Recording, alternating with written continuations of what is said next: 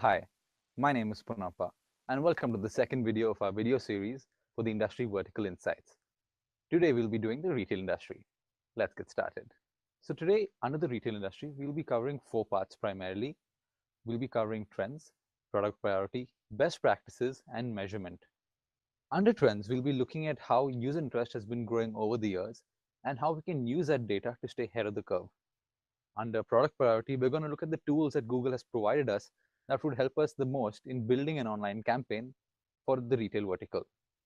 Under best practices, we're going to look at all the tried and tested methods that we have vetted and simplified over the years to give you the maximum reward with the minimal amount of effort.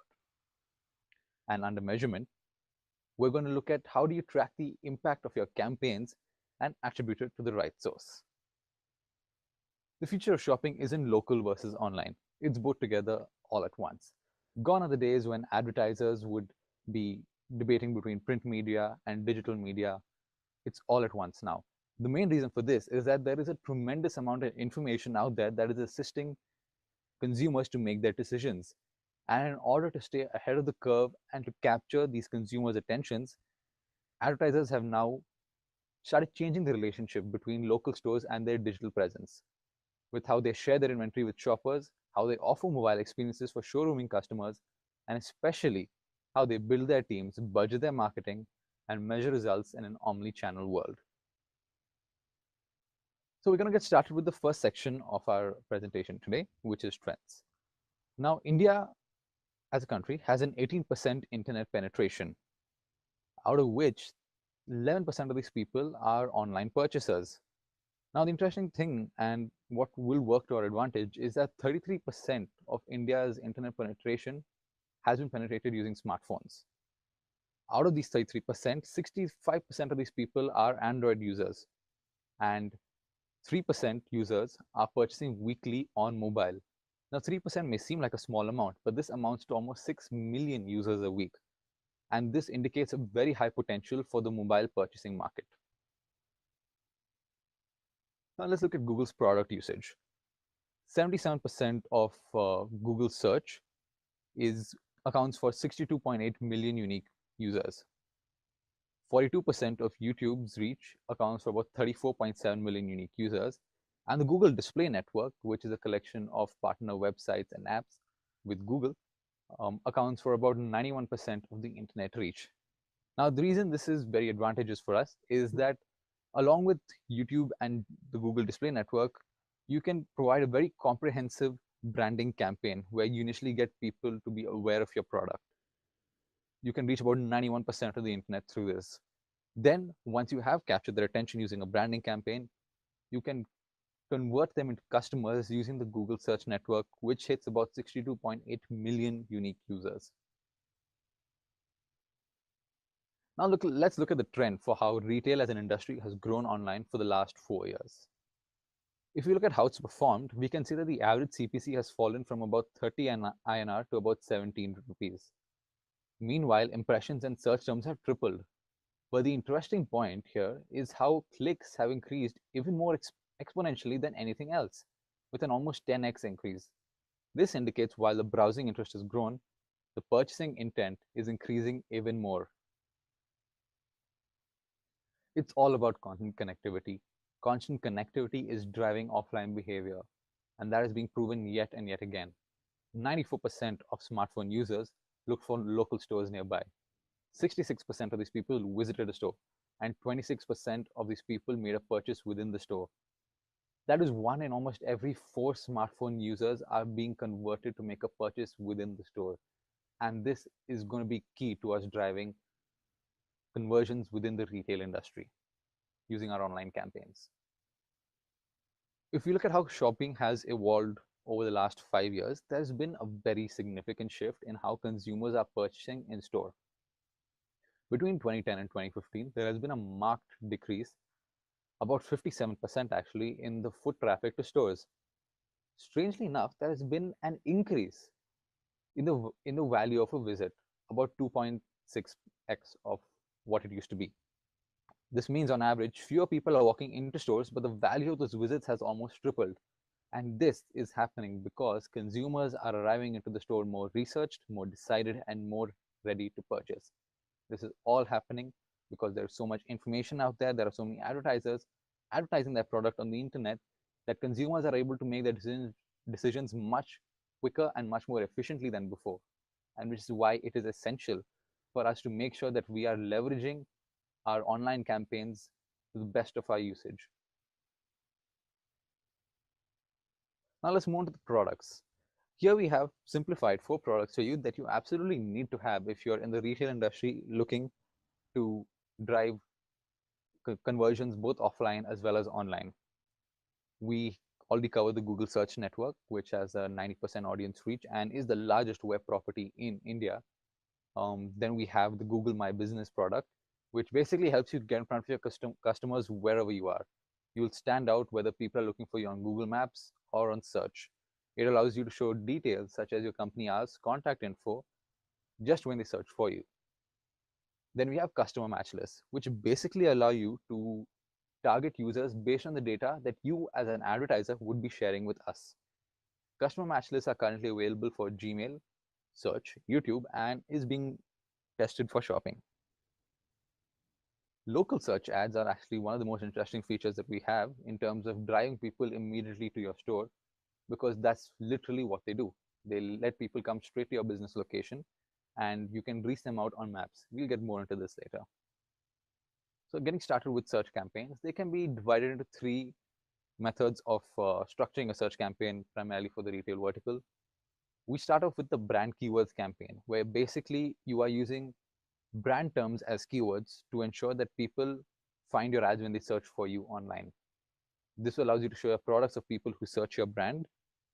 Primarily, this would work for brands and advertisers who have been established in terms of setting up their brand already and want to capture all the users who are looking for them.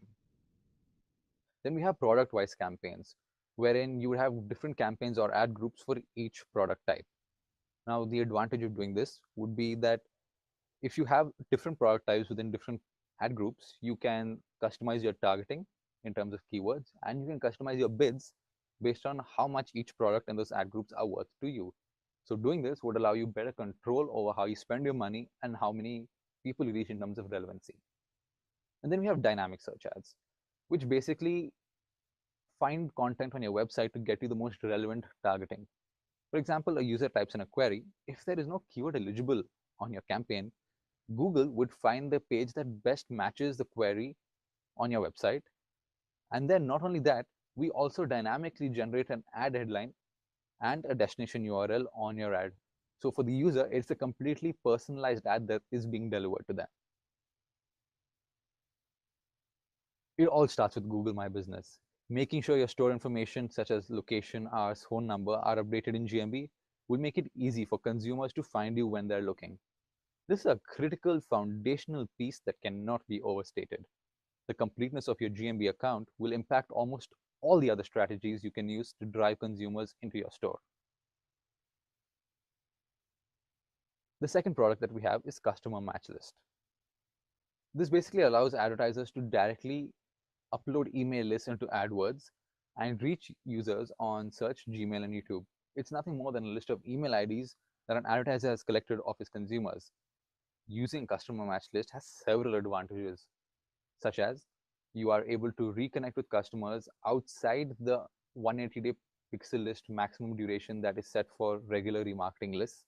You can utilize your first-party offline CRM data to better segment and customize your lists. You can reach users as they search across devices because you are now targeting them based on email IDs, which is unique across devices. And there is no website tagging required, and you can incorporate app users into your web targeting. Local search ads. These allow you to reach customers who are searching on maps for businesses like yours.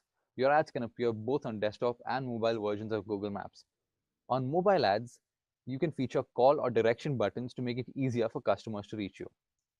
In Google Maps, you can show your local search ads in 2 places, within the search results below the search box and on the map. Ad locations appear on the map with a purple icon and a business name. If someone clicks on the purple icon on or your ad in the search box, your ad will expand to show details about your business. The expanded details will also have directions and a call button so someone can easily get directions to you or call your business. People can tap the ad to view more information about your business like store hours and customer reviews. Now that we've covered the four critical products that you need to have if you want to position your retail campaigns best of your ability, we are now going to move on to the best practices that we have. And the key to driving store traffic from the web into your physical location is letting customers know that you're close by and that you have what they're looking for. If a customer is searching for products or services in your neighborhood, your search campaigns can help bring them closer, literally closer to making a purchase. Whether it's providing instant directions to your store or giving folks the option to call you for more information, you want to deliver the most convenient shopping experience possible to your potential customers. With some enhancements to your campaigns, you will be able to deliver the right ad to the right customer based on wherever he or she may be. One of the best ways to do this, in fact, is to set up location extensions. All you need to do is set up business locations with Google. You can use your location extensions then, once you set them up in AdWords, to enhance your ads with locally relevant information. Location extensions merge your business address and phone number seamlessly with your ad text, whether you have a single location or multiple.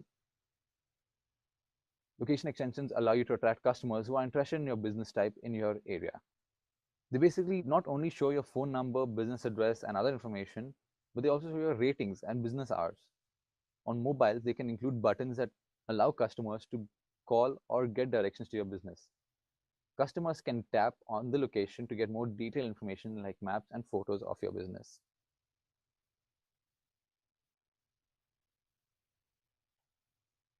The second recommendation that we have in terms of best practices is always identify which products are driving your offline sales the most. Now, this is essential because these are the products that are getting you the most return on investment. And once you know which products are giving you the most return on investment, these are the products you need to maximize your impression share on to deliver more offline value using your online campaigns. You need to make sure these products have enough budget. You need to make sure that you increase the mobile or location bid adjustment for these products. Feature these products and their promotional offers in site links to drive more local interest. Another good idea would be to add more keywords to this category and use broader match types to discover keywords that people are using to refer to these products. Location bid adjustments can be an extremely effective tool. Consumers who are searching for you or your products while nearby your store are more likely to walk in and purchase. These are the lowest hanging fruit from an in-store perspective.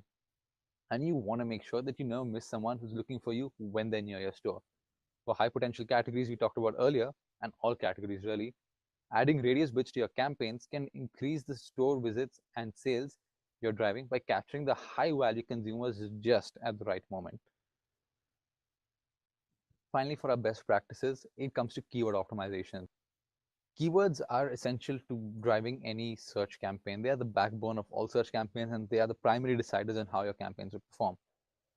Now, apart from the general keywords that you would probably associate with your products or with your brand term, as we covered earlier, there are some other keywords you can do to capture people in their deciding moments. Identify keywords that possibly do not drive great amount of sales that you would expect, but indicate a lot of intent.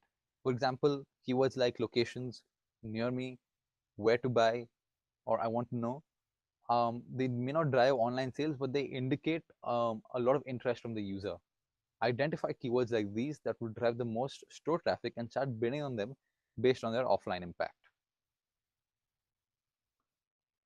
Increasing bids on keywords and product groups is based on additional value that you would get from offline sales.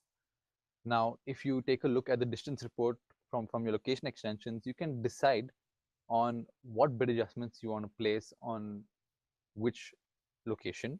You can increase your mobile bid adjustments if mobile is profitable for driving offline sales and your mobile impression share is low. You can also subdivide your product groups by attributes that create meaningful differences in value.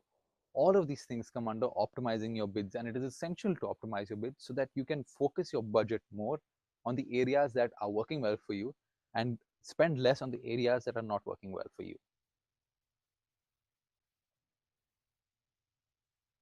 Finally, it's not just about how you build your campaigns, how you budget your campaigns, and how you target your campaigns. It is very important to make sure you are measuring your campaigns correctly.